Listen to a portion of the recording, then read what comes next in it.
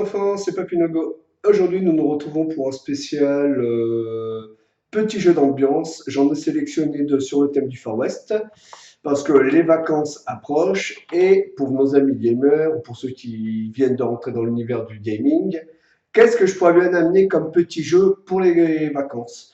Donc le premier, je regarde bien, hop, que ça rentre dans le cadre, voilà, c'est Bandido. Un très bon petit jeu qui se joue à un maximum de 4 joueurs en mode solo. C'est du coopératif. Et vous voyez cette espèce de petit salopard là, El Bandido, le plus grand criminel de tous les temps formé dans le plus dur pénitencier. Il ne pense qu'à s'évader. Aurez-vous la force de pouvoir l'empêcher de s'évader? C'est dangereux aussi. Je vous montrerai le déballage et je vous explique après sommairement comment on y joue. Le deuxième est une référence dans le monde des jeux d'ambiance pour le côté Far West. Je regarde aussi pareil. Bang! Le spécial, la version jeu 2D, il existe la version carte.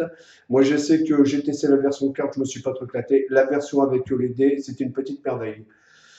Dedans, grosso modo, vous incarnerez soit les renégats et les bandits d'un côté, de l'autre, le shérif et ses adjoints. Si tous les vilains de l'histoire sont morts, le shérif et ses adjoints ont gagné. Si maintenant le renégat est le seul survivant, il a gagné la partie. Si le renégat et les bandits de mémoire arrivent à tuer le shérif et ses adjoints, ils ont gagné la partie. Voilà. Donc, je vous ai tiré la pellicule classique. Je reviens juste après pour vous expliquer ce qu'il y a dans chaque boîte. Allez, à de suite.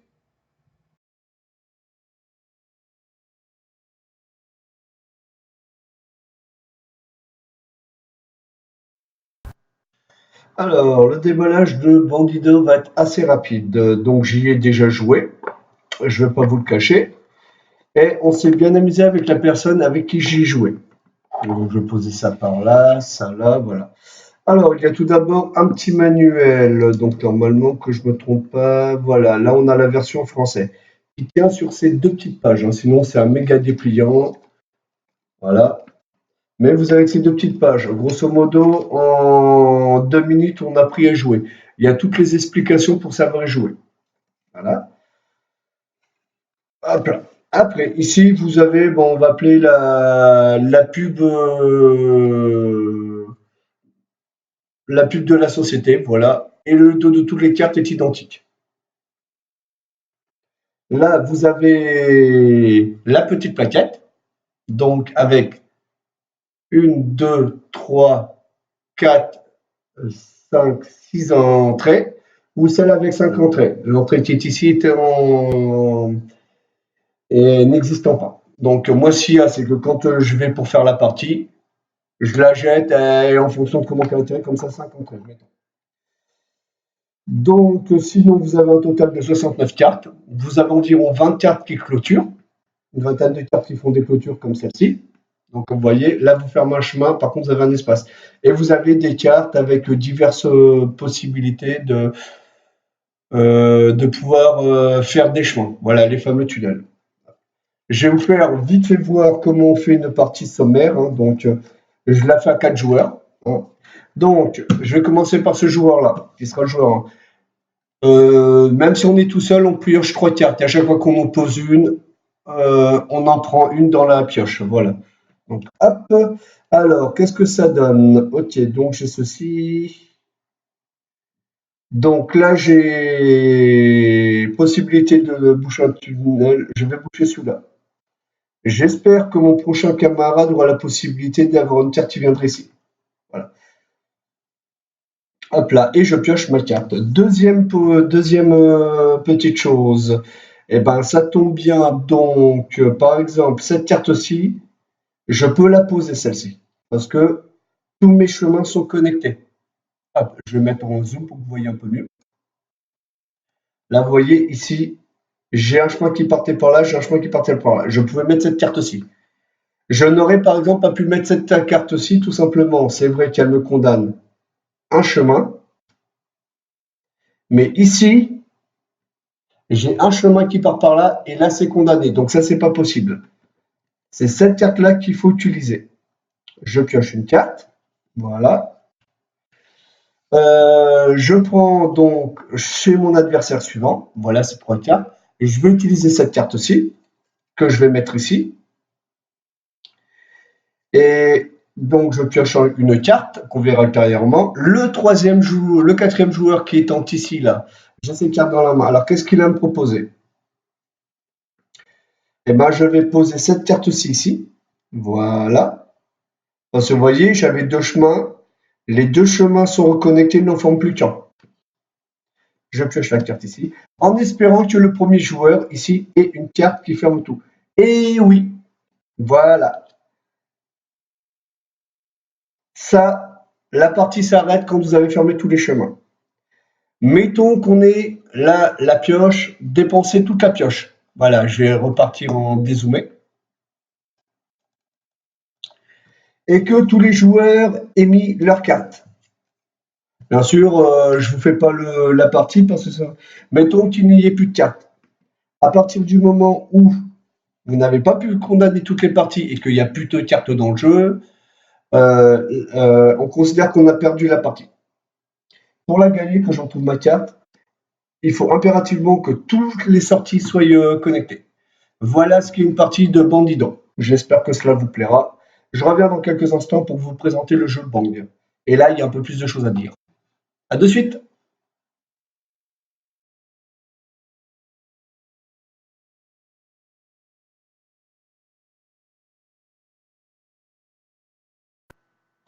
Alors, nous allons attaquer le déballage de Bang. Celui-là, j'y ai joué ultérieurement, mais je n'ai pas encore utilisé ma version du jeu, voilà.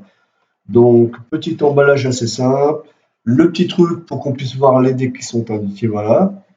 Le jeu est assez sympathique pour l'avoir testé avec diverses associations et aussi avec des gens avec qui je joue régulièrement.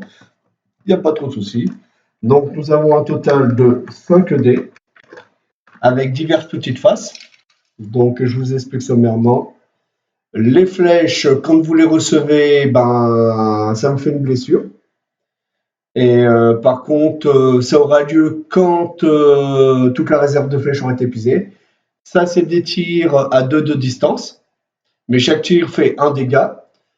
Des tirs à 1 de distance par rapport au nombre d'adversaires qu'il y a par rapport à vous.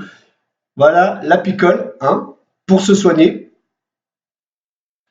Les dynamites, si vous arrivez à en mettre 3 de mémoire, eh ben, vous perdez votre tour, si vous en faites 3 au cours de vos lancers.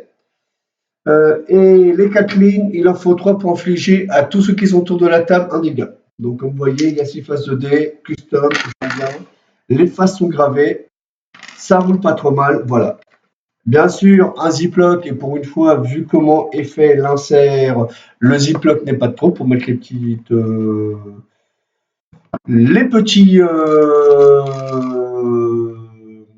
trucs qui sont là, les tokens, voilà. Parce que sinon, ça va être la fête au village. Alors, vous avez donc des personnages que vous aurez. Donc ça, c'est le nom du personnage, le nombre de points de vie, ce seront des balles, et la capacité spéciale du personnage. Vous avez divers personnages quand même, hein. Une bonne petite quantité de personnages, voilà. Environ 1, 2, 3, 4, 5, 6, 7, 8, 9, 10, 11, 12, 13, 14, 15, 16. Donc, comme c'est un jeu qui joue à 8 joueurs, donc vous avez largement de quoi faire de bonnes parties. Après, vous avez le shérif, qui lui a 2 points de vie supplémentaires, ses 2 adjoints, les hors-la-loi, qui sont au nombre de 3. Vous avez 2 renégats. Voilà. Mais ça, ces rôles-là restent secrets. Tout au long de la partie, vous regardez votre rôle et vous le gardez secret. Ça, par contre, ça doit être présent pour que tout fasse visible, pour que tous les gens le voient. Comme vous le voyez, ce sont des dos différents. Les rôles secrets que vous gardez face cachée et bien sûr le personnage où on verra ses capacités spéciales. Voilà.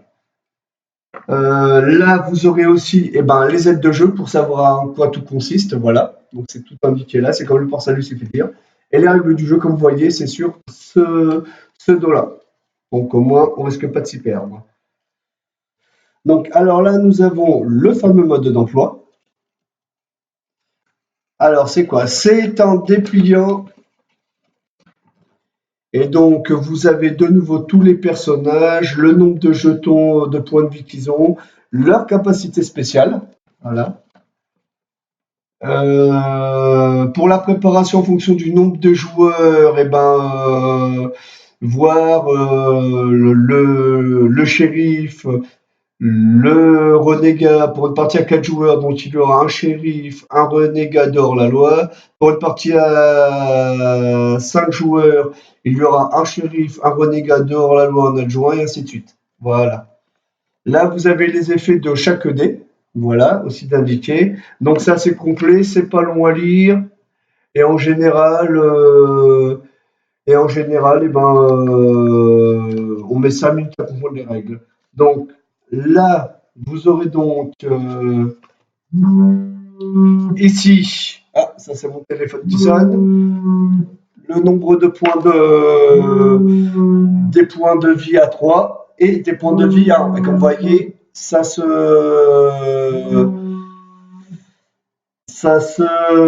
comment dire, avec le téléphone qui n'a pas de sonner, donc, ah ça y est, c'est fini, merci.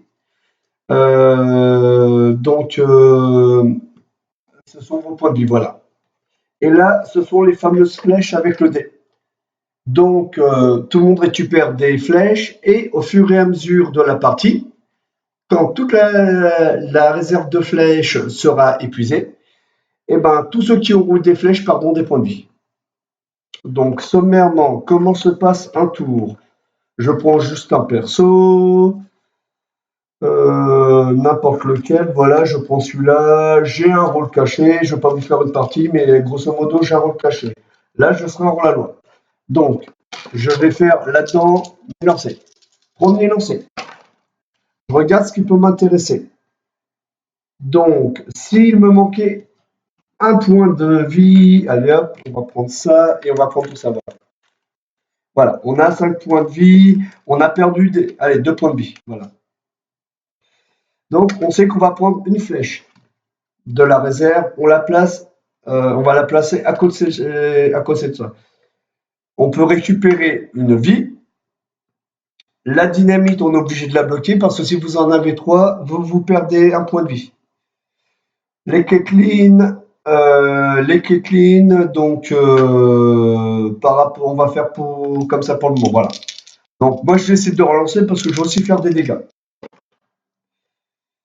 Là, je vais m'arrêter là parce que je viens de lancer une deuxième dynamite. Et si je lançais une troisième dynamite, je risque d'avoir des soucis.